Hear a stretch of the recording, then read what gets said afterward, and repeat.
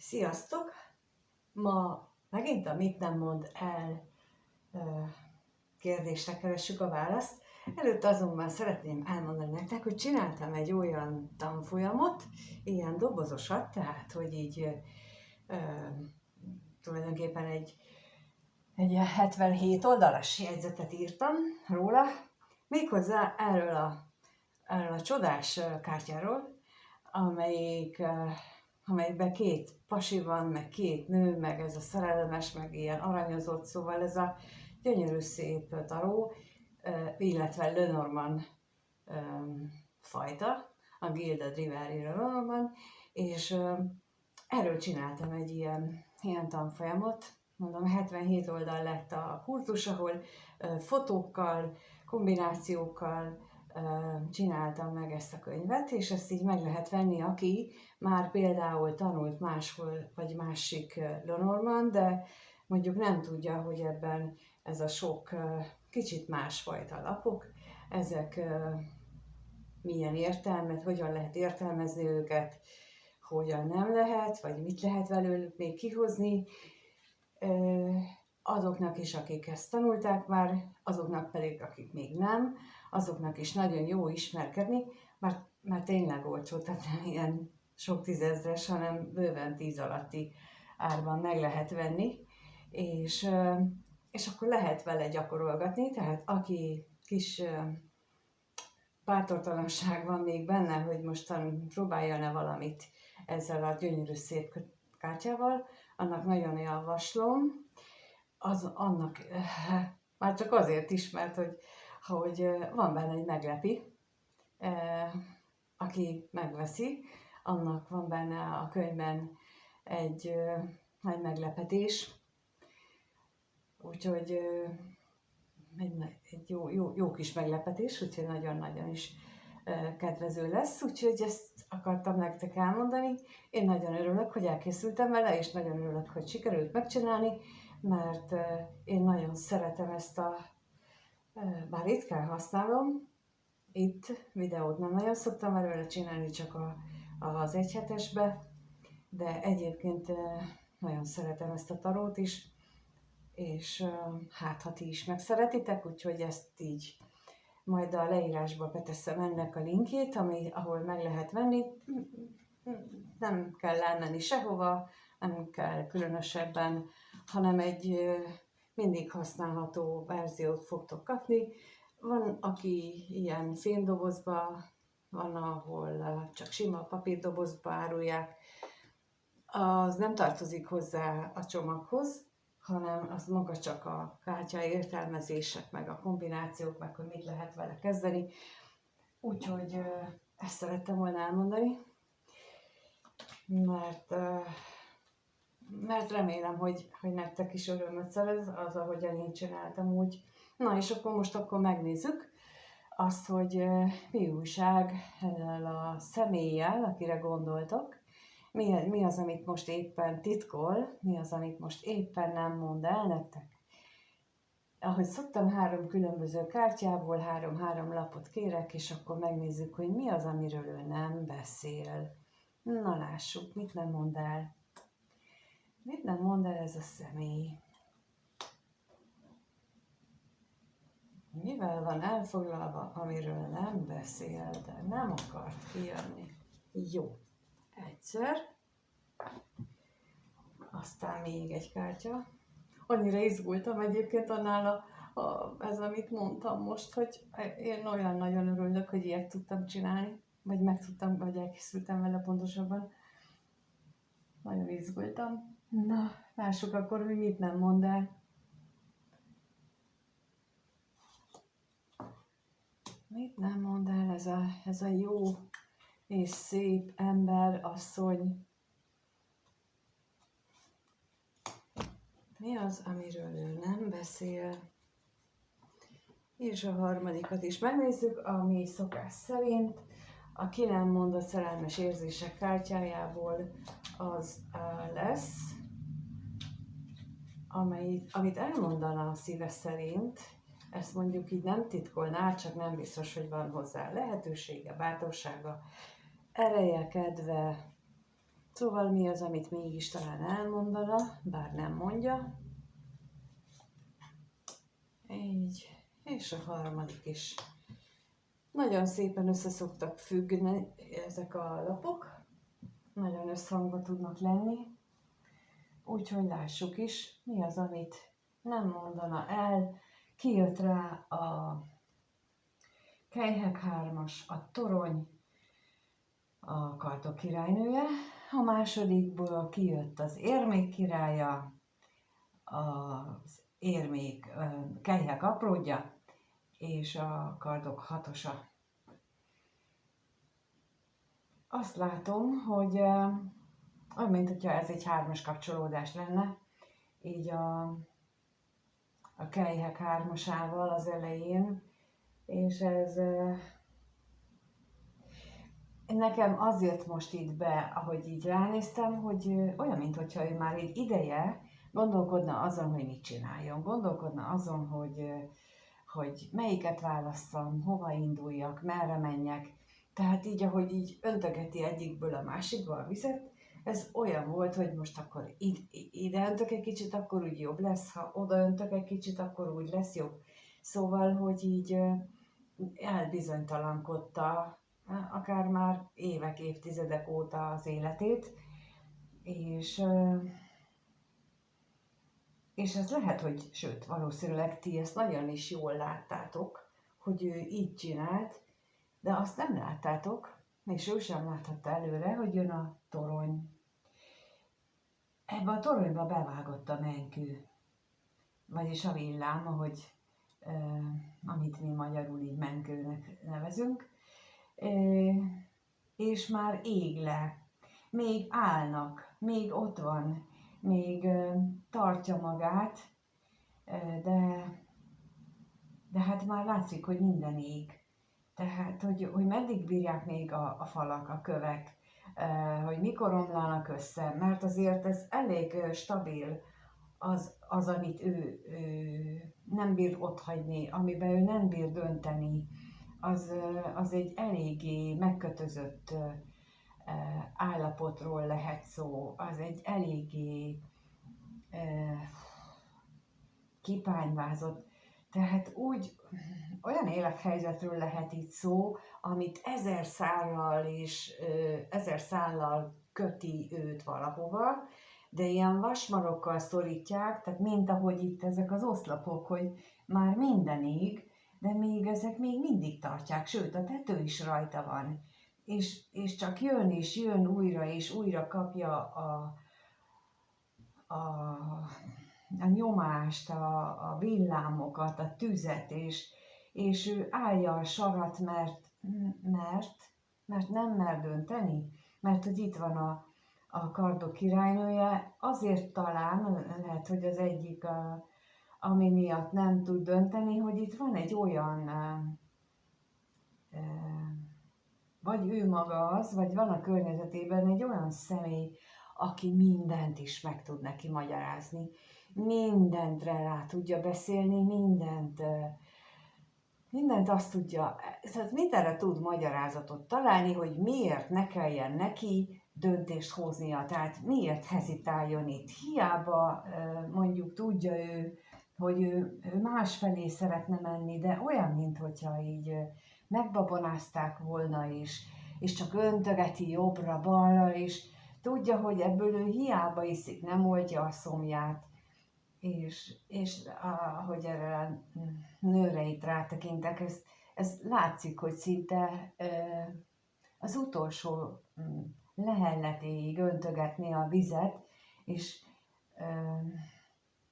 akkor sem hagyná abba, mert mint akit tényleg megigéztek, olyan módon kitart, ahogyan itt ez az épület is. És ez most azt is jelenti nekem így ebben a gondolatmenetben, hogy már föntről az égiek próbálnak beavatkozni, hogy mentsék őt tulajdonképpen, mert láthatóan már az ereje fogytán van, alig állít a térdén, mondjuk így, tehát alig áll a lábán, de csak mint a robot csinálja, és teszi a dolgát, és öntögeti, és bizonytalankodik, mert valahányszor elhatározza magát, jön ez a csodás Kardok királynője, és mindent elmagyaráz neki, és mindent elmond szépen, hogy ez miért így van, és miért úgy van, és ő teljesen tehetetlen. És a középső sorban pedig kijött ugye az érmék királya, a kelyhekaprótja és a kardok hatosa, ami ugye erről beszél, hogy ő lehet, hogy mondjuk ez a kardok királynője az ő párja, de hát ugye egy érméhez, egy érme királyhoz egy kardok királynője hát nem nagyon passzol.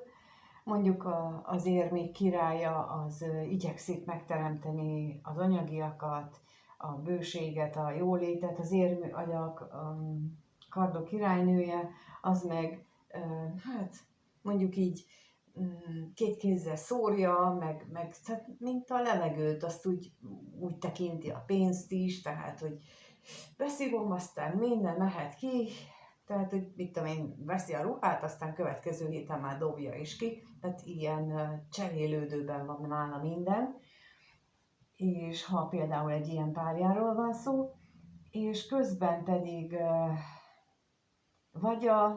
vagy gyerekek is vannak itt a történetben, akik itt megint azt láttam meg elsőre, hogy a vasmarokkal szorítják azt a kiskelyet, ahogy itt is mondtam, hogy mint akit így kipányváztak, tehát mint akit így kifeszítettek valahova, és itt is az van, hogy jönnek a hullámok, betakarják őt, az se számít, mert itt van valaki, aki fogja, és a megoldás ez lenne, hogy fogjon, nőjön be a csónakba, és induljon valamerre, de láthatóan nem tud. És pont ez az, amiről ő nem beszél, amiről nem tud beszélni, amit nem tud elmondani. Bár lehetséges, hogy nem teljesen így éli ezt ő meg, mert azt érzékelheti, hogy erejének a végére ért. Azt érzékelheti, hogy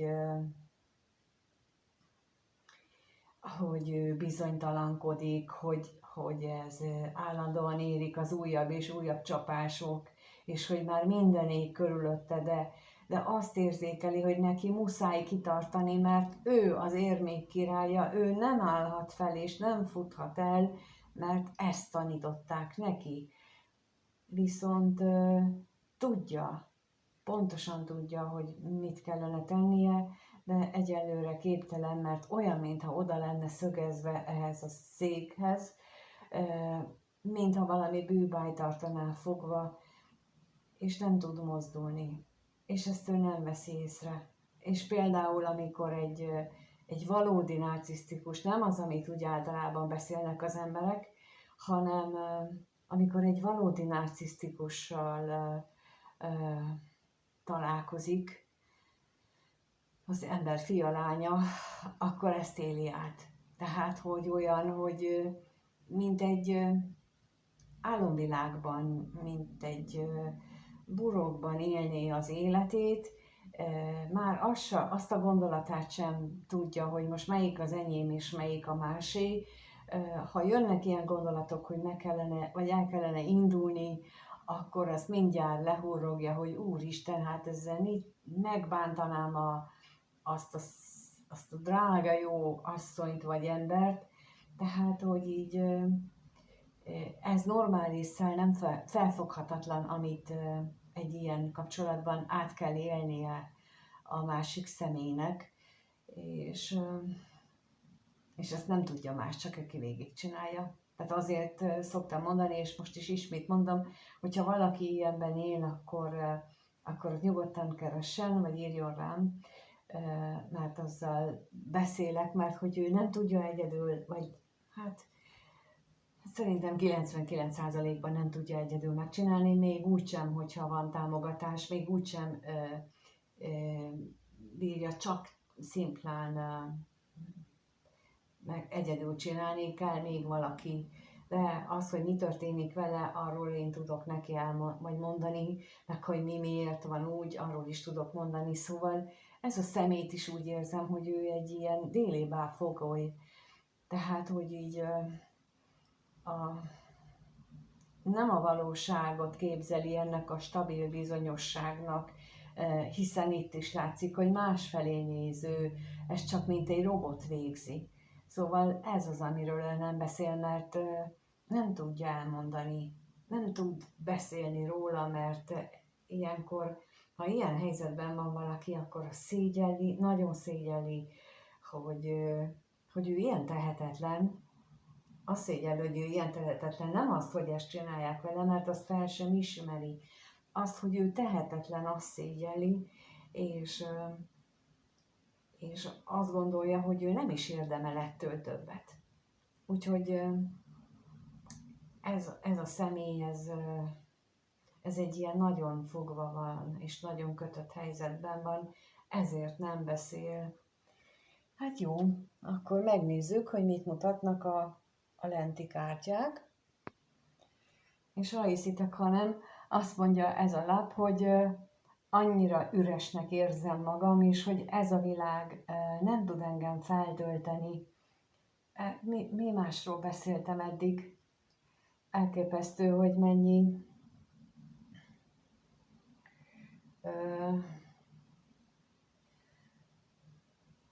mennyire passzol. És akkor ez a lap pedig azt mondja, hogy ez egy olyan, hát hogy mondjuk azt, hogy instant, tehát hogy ilyen, most, bocsánat, nem jut eszembe, hogy mondjam azt másképp magyarul, tehát hogy így előre csomagolt, igen, tehát ez egy előre csomagolt halálos támadás volt, vagy ért őt, és ezt most érzi, tehát hogy azért ezt elmondaná, hogy ő egy halálos támadás kapott, egy olyan sebet kapott, amiből ő nem bír felállni, és emiatt érzi saját magát is ilyen nagyon üresnek, és úgy érzi, hogy semmi és senki nem tudja őt fellelkesíteni és feltölteni. És utána itt a harmadikban pedig azt mondja, hogy olyan nagyon sok szenvedélyt érez irántad, de ezt mind-mind magába rejti és elrejti előled, és nem mer róla beszélni, mert ahogy itt is mondtam, hogy ő teljesen és 100%-osan értéktelennek érzi magát, teljesen alkalmatlannak arra, hogy őt bárki szeresse, hogy őt bárki értékelje. És ez a 3 lap most nagyon passzol ahhoz, amit itt elmondtam. Hihetetlen, hogy mennyire passzolnak egymáshoz ezek a dolgok, és az, amit közben én érzékelek. Szóval ez egy olyan ember, akiről most beszélek, aki nagyon-nagyon nehéz szituációban van, és hogyha őrá vársz, vagy ő számodra fontos személy, akkor határtalan türelem kell az irányába, illetve nem biztos, hogy mindig a határtalan türelem az, ami segít rajta, ez teljesen egyénnyel válogatja. Egyrészt azért, hogy hol tart ebben a felismerésben, ez is nagyon befolyásolja, hogy most éppen türelem kell, vagy türelemre van szüksége, vagy pedig már egy indító lökésre, egy olyan traumára, ami aztán kijózanítja végre, de ez tényleg attól függ, hogy ő hol tart, és ez az, ami a te felelősséged, vagy amit te tehetsz az érdekében, és nagyon nem mindegy. Mert amikor például már egy indító traumára lenne szükség, és akkor őt szeretgetni, azzal nem segítesz rajta, akkor már nem arra van szüksége. Akkor már az erőre van, hogy ő a másikból nyerjen erőt. És nem attól, hogy azt mondom neki, hogy figyelj, nyerjél tőlem erőt. Nem fog. Nem úgy fog. Az ember mindig úgy kap erőt, hogyha valami hatalmas fájdalom éri, és akkor képes abból feltámaszkodni.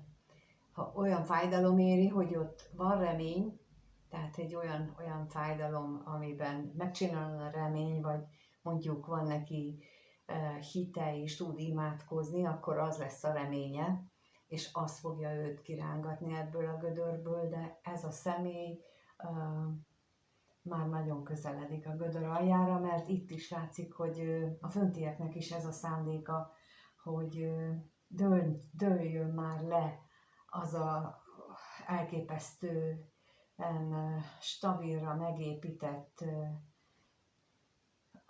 alkotmány, épület, amit ő valósnak hitt, de nem az, illetve már nem az. Lehet, hogy volt az életének olyan szakasza, amikor az nagyon fontos volt, hogy ilyen stabil legyen, de már nem itt tart. Hát itt van, itt most a végére értem ennek, és remélem, hogy ez azért valamit megint segít nektek, abban, hogy megértsétek, hogy mi megy keresztül ez az ember, és ismét csak megmutatom, már tök jó, amit az elején mondtam, hogy csináltam ilyen tanfolyamot, megvehető, kártyával fizethető, és aztán ezzel szépen egyedül a saját tempóban mindenki addig tudja, letölthető, és akkor addig tudja ezt gyakorolgatni magában. Ha sosem volt például ilyen lap a kezedben, akkor is nagyon jó, mert benne vannak ennek a fotói, tehát a kártyának a fotói, látod, szóval tudsz vele dolgozni, nem baj, hogy nincs ilyened. A lényeg az, hogy elkezded tudni használni, vagy például a Lenormannal húzol, és akkor ezt nézed meg, hogy mit ír hozzá ez a lap, szóval ezt így nagyon-nagyon sokféleképpen tudod használni. Egyébként pedig a leírásban megtaláljátok az elérhetőséget, ahol engem tudtok keresni, és minden más információt is, azt is, hogy hogyan lehet például ezeket a sebeket gyógyítani, hogyan lehet kimászni egy ilyen traumából. Nagyon nehéz. Én tudom, nekem nagyon sokáig tartott, mire ezt így megértettem, de épp azért mondom, hogy ez nagyon nehéz állapot. Szóval köszönöm, hogy itt voltatok, és megnéztétek ismét ezt a videót. Ne felejtsétek el, hogy kommenteljétek, írjátok meg. Egyrészt mit szóltok ahhoz a szuperkártyához. Egyébként nagyon tetszik, azért is vettem meg, mert annyira nagyon szép volt, és aztán amióta megjött, akkor azóta meg úgy bele vagyok szerelmesedve. Mit szóltak ahhoz a kártyához, illetve amit csináltam meg ehhez, hogy hogyan lehet ezt a szegény embert innen kirángatni, vagy a tiétek hogyan él, hogyan éli ezt meg, mennyire ismertetek így magatokra, szóval bármit és mindent megírhattok a kommentbe, vagy tehettek bármilyen emojit, jelet, nagyon szívesen és örömmel nézem. Köszönöm a lájkokat és a feliratkozókat, és amíg nem találkozunk, mindenkinek minden jót kívánok. Sziasztok!